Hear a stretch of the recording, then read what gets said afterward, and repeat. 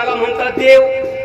जेने हे विश्व निर्मिले महर्षी देवा संस्थापिले 21 स्वर्गात ते धरिले सत्ता मात्र अपुलिया संपूर्ण विश्वाचा जो चालक मालक आहे कर्तुम अकर्तुम अन्यथा कर्तुम शक्तिशाली असलेला तो भगवान परमात्मा वास्तविक पाहता भगवंताची सत्ता प्रामुख्याने 4 प्रकाराने सांगितल्या जाते कोणत्या कोणत्या चारही वेदांवर सत्ता कोणाची असेल तर त्याच मूळ परब्रह्म तत्व परमात्म्याची सत्ता आहे दुसरी गोष्ट म्हणजे सर्व देवी देवतांवर कोणाची सत्ता असेल तर त्याच मूळ परब्रह्म तत्व परमात्म्याची आहे सर्व जीवांवर सत्ता कोणाची असेल तर त्याच मूळ परब्रह्म तत्व परमात्म्याची आहे आणि जडावर सुद्धा सत्ता कोणाची असेल तर त्याच मूळ परब्रह्म तत्व परमात्म्याची आहे याला काय पुरावा आहे कारण बुवानी जर पुरावा जर दिला तर ठीक आणि जर बुवानी पुरावा नाही दिला तर त्या बुवाला पुरावा विचारा असं म्हणायचंय मला तुम्ही लगेच निघाले पुरायला विचारा काय पुरावा आहे भगवान परमात्मा सांगतात म्या बोलविल्या वेद बोले म्या चालविल्या सूर्य चाले वेद कोणाच्या सत्तेने बोलतोय त्याच परमात्म्याच्या सत्तेने बोलते बर देवांवर कोणाची सत्ता आहे तर त्याच म्या बोलविल्या वेद बोले आणि म्या चालविल्या सूर्य चाले सूर्य कोण आहे देव आहे ना तेव्हा भगवान परमात्मा गीतेच्या 15 अध्यायामध्ये काय म्हटले यदादित्य गतम तेजो जगत भासयते खिलम यच्चंद्रमसि यच्चाग्नौ तत्तेजो विद्धि मामकम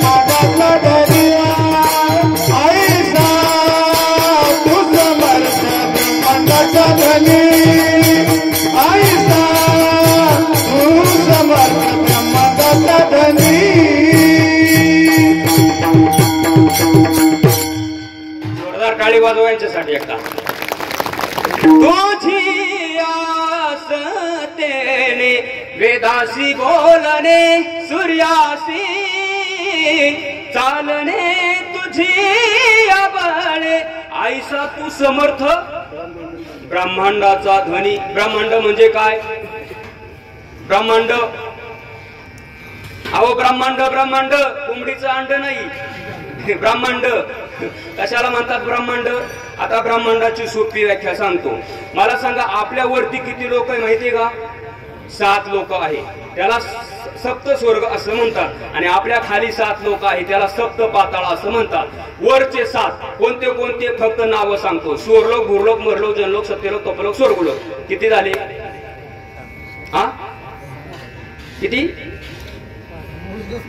बर परत सांगतो मोजा स्वर्लोक भूर्लोक मरलोक जनलोक सत्यलोक तपलोक स्वर्गलोक आता झाले ना नक्की कोणते कोणते वरचे 7 आणि खालचे 7 खालचे 7 कोणते आतळ वितळ सुतळ तळातळ रसतळ महातळ पाताळ वरचे 7 खालचे 7 7 दुने 14 आणि हा मृत्यूलोक 15 या सगळ्यांचा काय होतो एक ब्रह्मांड होतो आणि अशा सगळ्या ब्रह्मांडाचा कोण धनी आहे ऐसा तू समर्थ ब्रह्मांडाचा धनी हो तो ब्रह्मांडाचा धनी आहे म्हणून या देवांवर सुद्धा त्याची सत्ता आहे किंवा ज्ञानोबा त्याच श्लोक खाली बोलतात तरी सूर्या सपट आगवी हे विश्वरचना जे दावी ते दीप्ती जाणावी अत्यंती आहे म्हणजे सूर्य उगवतो ही सत्ता कोणाची आहे त्याच मूळ परब्रह्म तत्व परमात्म्याची आहे बर यच्चंद्रमसि यच्चाग्नौ यच्चंद्र म्हणजे काय चंद्र चंद्र कोण आहे देव आहे चंद्राची शीतलता कोणाची आहे त्याचीच आहे बर यचंद्रमसी यच्चाग्नो म्हणजे काय? अग्नी. अग्नीची धाकता कोणाची आहे? त्याचीच आहे. म्हणजे देवांवर सुद्धा त्याचीच सत्ता आहे, वेदांवर त्याची सत्ता आहे, देवांवर त्याची सत्ता आहे आणि जीवावर सुद्धा त्याची सत्ता आहे. मग तुम्ही आम्ही उठतो, बसतो, चालतो, बोलतो, खातो, पितो, हे कोणाच्या सत्तेने? महाराजांनी तर प्रश्न केलाय ना, चाले हे शरीर कोणाची याद ते, चाले हे शरीर कोणाची याद ते, चाले हे शरीर कोणाची याद ते, चाले हे शरीर कोणाची याद ते.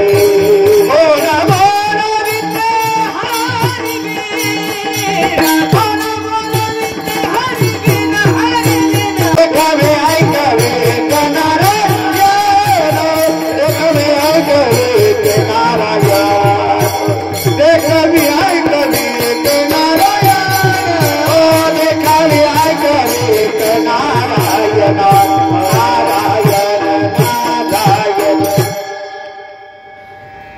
काय प्रश्न केला महाराजांनी? चाले हे शरीर कोणाची असते? तुम्ही म्हणाल महाराज काय राव बोलताय तुम्ही, चाले हे शरीर कोणाची असते? आम्हाला एवढं पण कळत नाही का? अहो चाले हे शरीर पायाची असते. आता मला सांगा काका, जर शरीर पायाच्या सत्तेने जर चालत असेल तर मग प्रेताला पाय नसतात का? मग ते का चालत नाही? कारण त्याला चालवणारा, बोलवणारा, हलवणारा कोण आहे? देखवी ऐकवी एक नारायण. म्हणजे सर्व देवांवर कोणाची सत्ता आहे? तर त्याचीच सत्ता आहे.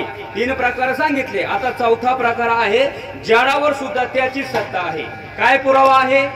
ज्ञानोबाराय बोलले, पर्वती भैसका न संडावी, समुद्री रेखा नोलांडावी आणि पृथ्वीया भूते वाहवी ही आज्ञा माझी. माझी म्हणजे माझ्याकडनं का बघू?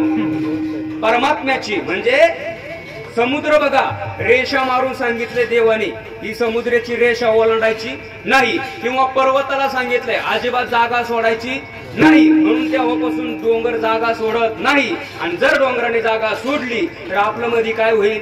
आता मला सांगा, इथला डोंगर आमच्या डिग्रजच्या डोंगराला भेटायला गेला, आपलं काय होईल? मध्ये वांग्यासारखं बरीच होईल. काय होणार आहे? पण पर्वत जागा सोडत नाही. मग ही सत्ता कोणाची आहे?